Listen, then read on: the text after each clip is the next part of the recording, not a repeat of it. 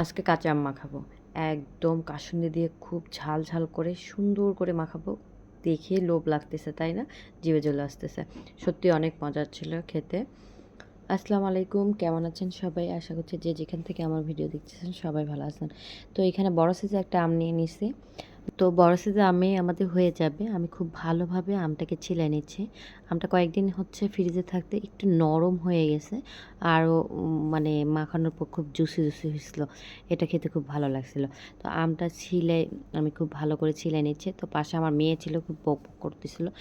জানি না কি বলতেছিল, এখন আর মনে নেই। ও অনেক কথা বলতেছিল আর কি আমকে নিয়ে। তো আমি বললাম, আম এত, ও বলতেছে আম এত বড়, এত এটা কী হয়েছে, হ্যান ত্যান অনেক কিছু। তো খুব ভালোভাবে ছিলে নিছি। এখন বিচি ফেলাই দিয়ে দেখেন কিচ্ছু হয়নি বিচিটা। এত বড় আম, তারপরেও বিচিটা একদম এখনও হয়নি। তো আমি বটির সাহায্যে, আমি চাকু দিয়ে খুব কাজ কম করতে পারি, তাই আমি বটিতেই নিছি আজকে।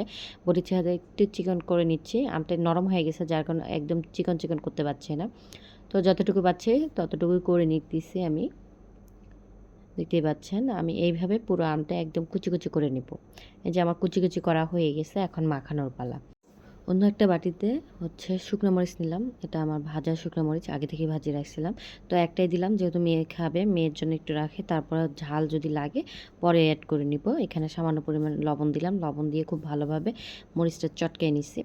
তার আগেই আমি চটকে নিছি। এখানে আবার একটু শুকনো মরিচের গুঁড়া দিব, এর জন্য ভাজা মরিচটা কম দিছি। দিয়ে দিলাম চিনি।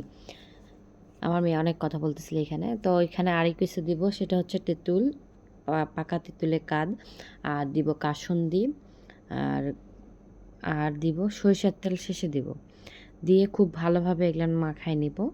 এখন খুব ভালো করে মাখায় নিতে হবে। মাখানোর মাঝেই কিন্তু আপনার স্বাদটা চলে আসবে। তো এইভাবে মাখায় একদম রসালো করে নিচ্ছি। তারপরে আমি দিয়ে দেবো আমগুলো, কুচানো আমগুলো। আমগুলো দিয়ে হাত দিয়ে খুব ভালো চটকায় চটকায় মেখে নিব। আপনার হাতে যতটুকু জোর আছে আর কি। তাহলে কি হবে, আমের যে ভিতরে রসগুলো আছে এবং লবণ, চিনি এগুলো সব কিছু মিলে একদম জুসি জুসি হবে। আমি অনেকক্ষণ অফ ক্যামেরায় একটু মাখামাখি করলাম। তারপরে এখন সরিষার তেল দিয়ে দিব।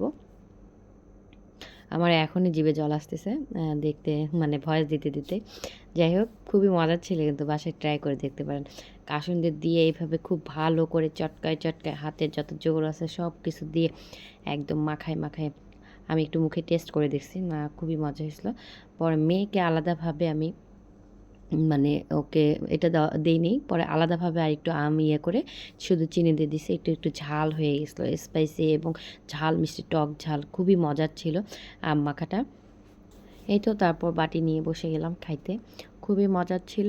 আর মেয়ে পাশে বসে ওর হচ্ছে বাটিতে যে আম দিছিলাম একটু চিনি দিয়ে, সেটা খাচ্ছিল। আর আমি এই যে এখানে খাচ্ছি আর বকবক করতেছি বাবা মেয়ের সাথে। তো মেয়ে এসে মাথায় জানি কি নাড়া দিয়ে কি বললাম, যাই হোক মনে পড়তেছে না এখন। তো আমার ভিডিও কেমন লাগে একটু কমেন্ট করে জানাবেন, আর পাশে থাকবেন, আর চেষ্টা করবেন আমি যে ভিডিওগুলো আপনাদেরকে দিই একটু লাইক কমেন্ট করে ফলো দিয়ে পাশে থাকার।